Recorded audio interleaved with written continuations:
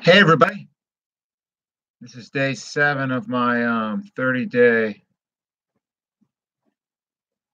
video challenge. It's good to be here. Hold on a sec. Get some lighting in here. I'm a pro, I can tell already. Today I want to talk about one of my favorite subjects, which is comedy. And comedy is very important to me. It's important to a lot of people. Comedy is something I think we all need to help us, laugh and have a great time. And forget about our problems and et cetera, et cetera. And there are comedians who also make you think. There's a thread on CGC, can clowns or comedians change the world or something?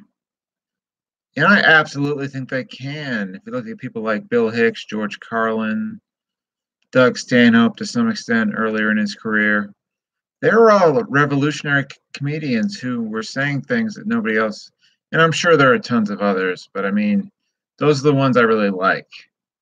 So, you know, but I've been doing stand-up comedy sporadically for at least 10 or 11, let me think, since around 2004 actually. So it's about 14 years, but I haven't been doing it as a career or just been doing it as mostly a hobby. But I've written a ton of jokes and have about 30 pages worth, maybe more, in Microsoft Word or Google Docs, whatever. 12-point font, single spaced. So I've been writing for a long time, and I really enjoy comedy. Enjoy watching comedy, studying comedy. Comedy really is one of my favorite things because the world the way it is today, if you don't laugh, if you can't laugh and don't have a sense of humor, it's going to be rough for you. Especially, if you don't, people with anxiety and etc., other issues like that. What we really need to do is develop a healthy sense of humor. Because as one person said, I don't know who, it's like, don't take life too seriously. You'll never get out alive.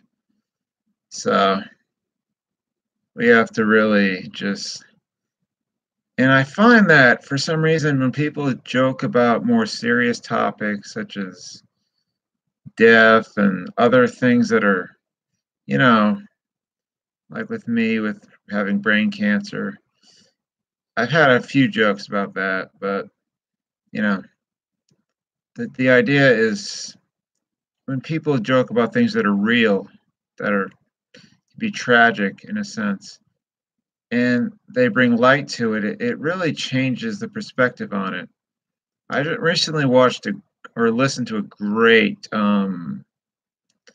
it was a CD comedy, a woman that had breast cancer, a double mastectomy, and her name was Tig Notaro. And I always thought she was really funny before, but now, I mean, she took it to a whole nother level with this with her album called Live. Not live, but live. It was funny. But she had just found out she had breast cancer like a few days before she went on stage, and she just kind of really just rocked the house for like 35 minutes. Unbelievably, talking about, what she's going through and whatnot. It was just really an amazing, it was courageous, and it was also, I guess it's a great way to deal with something like that because as comedians, through comedy, we can overcome some obstacles by lightening the mood and by laughing. And they say laughing raises your vibration or your mood and it does. It laughter is the best medicine, but it's not the only medicine. Like Jack Handey once said, my father believed laughter was the best medicine, and that's why we all died of tuberculosis. But you know, I mean, I've enjoyed comedy ever since the early 2000s. Right before the time around I had brain cancer in 2002, they started doing Comedy Central Presents on Comedy Central, and they had a bunch of comedians on there. And I was one of the first ones to see like guys like Zach Galifianakis and Mitch Hedberg, and people that you wouldn't normally have heard of, and they turned out to be pretty famous.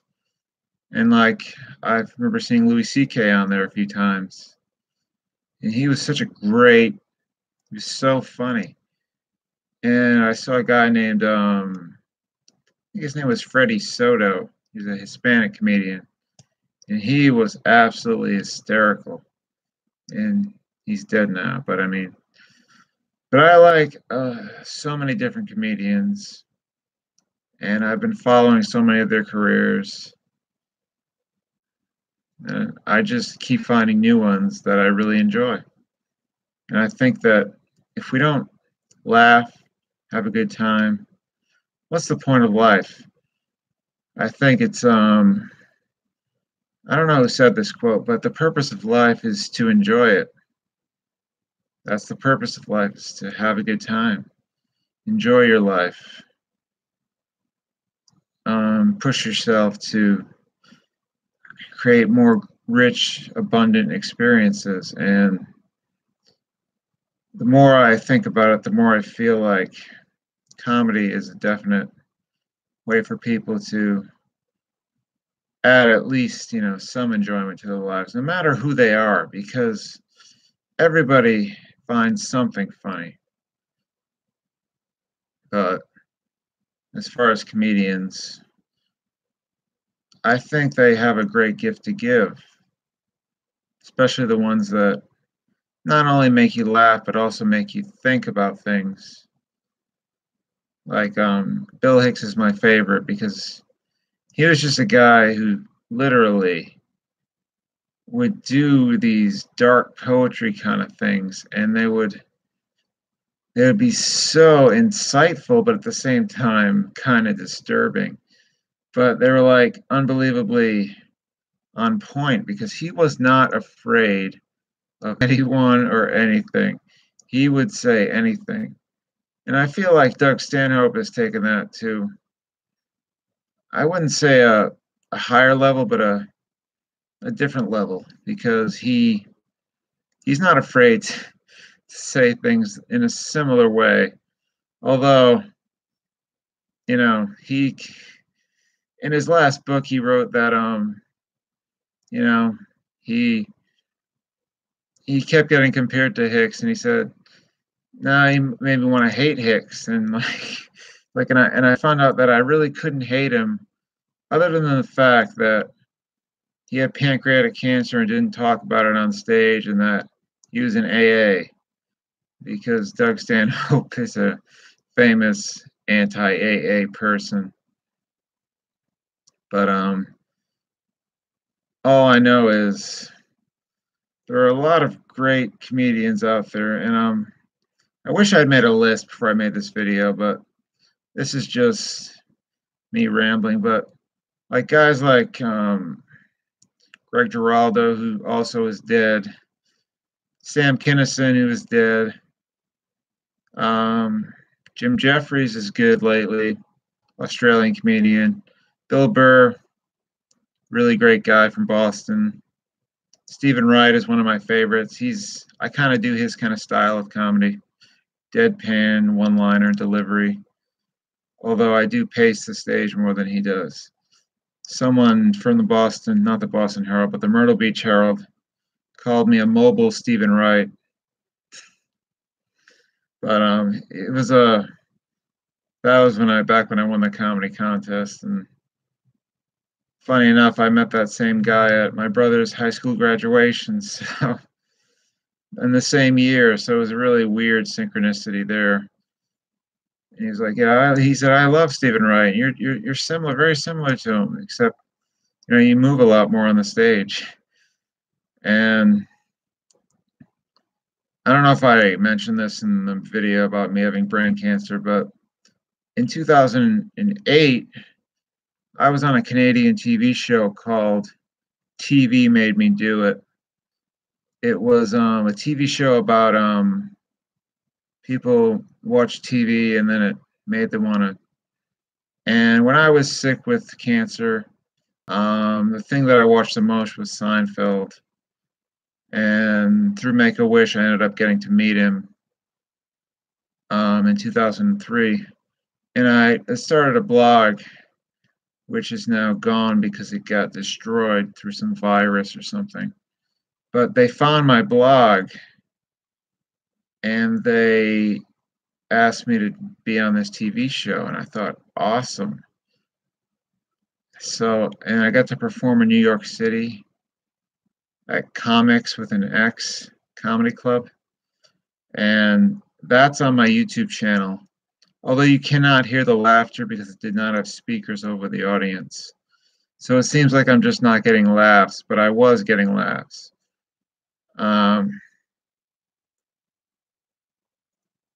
That was a great time because I got to go all the way to New York City twice. And we got to go to all the places where the Seinfeld, the stock photos of the coffee shop. We actually got to go into that restaurant, that they supposedly were at. It's pretty cool. Even though they filmed in LA, they still use New York pictures and we got to go to all these other different sites from Seinfeld, and it was really cool to be on a TV show. I'd been on one TV show before that, maybe two, I can't remember. One of them was called Not the News. It's a local show here, still on now. And it had a couple of jokes from my stand-up. One of them was, if Waldo dies, do you think we'll ever be able to find his body? And another one was something about, it was one about I never go to mechanics because I always think they're trying to rip me off. Like they say, we want to rotate your tires. And I'm like, don't they rotate while I'm driving? And kind of stuff like that. Well, anyway, I just wanted to share stuff about comedy, one of my passions. And I'm wearing a better shirt today because I felt like putting on a better appearance because let me button this last button. I was trying to see if a flashlight worked. Putting it under my shirt. See if it would be bright enough in the dark. But anyway, definitely look into watching some comedy. And not all comedy is created equal. There are worse comics. There are comics I don't like. There are comics that I can see why they get a lot of fans and whatnot, but I just don't like them. But it's a wondrous world, and there's a lot of specials on Netflix, and I'm sure most people in the world not in the world, in the United States, in Britain, and in the developed world have Netflix. So I encourage you to check out all different kinds of comedians. Oh, and Mike Birbiglia's last special, and he's an overall funny guy. He has a really funny joke. I'll tell it to you now because it's from one of his first specials. He was having a bed moved into his new apartment, and this older woman was standing outside. It's like, oh, I know you're not a rapist because rapists don't have nice beds. And he said, what I should have said was nothing. What I said was, what was it? Fuck! You'd be surprised. What I did say was, you'd be surprised. I can't believe I screwed that joke up, but it's one of his funnier jokes. But his last special was actually really funny. But anyway, just get some comedy in your life. It'll be worth it. I promise. And I really enjoyed making this video because this is something I really enjoy talking about. All right, guys. Day 7 is done.